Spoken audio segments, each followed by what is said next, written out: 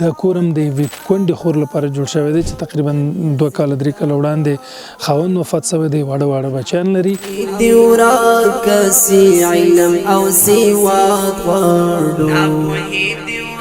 بسم الله الرحمن الرحیم. دوستانو تاسو په تر ډیره پورې د قمر بنسټ د کورونو جوړولو د پروژې برخه د هرات کورونه به یادېږي، یا اوس په کونړ کې د کورونو جوړولو موضوع به ډیره یادوي.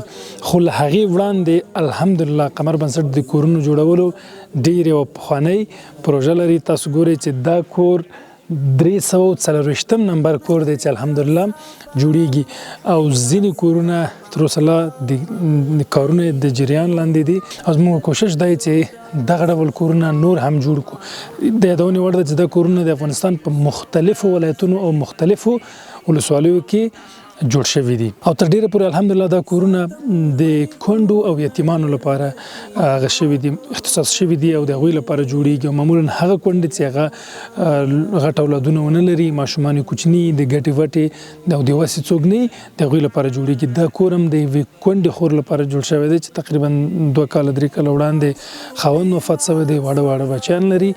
نو دغه ځای ورته موږ جوړ کړ تر څو دوی وکولی شي دلته یو ارامه او خوشحاله ژوند ولري. په دې کور کې که دوی عبادت کوي، که دوی د وخت تیروي، ژوند تیروي، زړونه یې خوشحالیږي، د دې اجرونه به ټول الله تعالی هغه دوستانو ته ورکوي چې تل د قمر بنسټ سره مرسته کړي او له موږ سره یو ځای یو.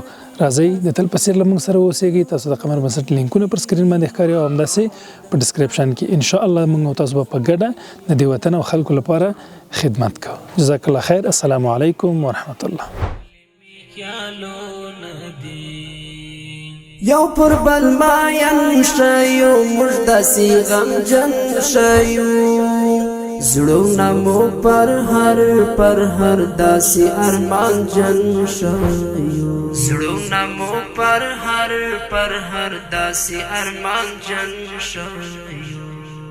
زه اجل وهلیم تو بستړی سویم، ګرځم پسرو غرمو ستا د دیدن تریم، ګرځم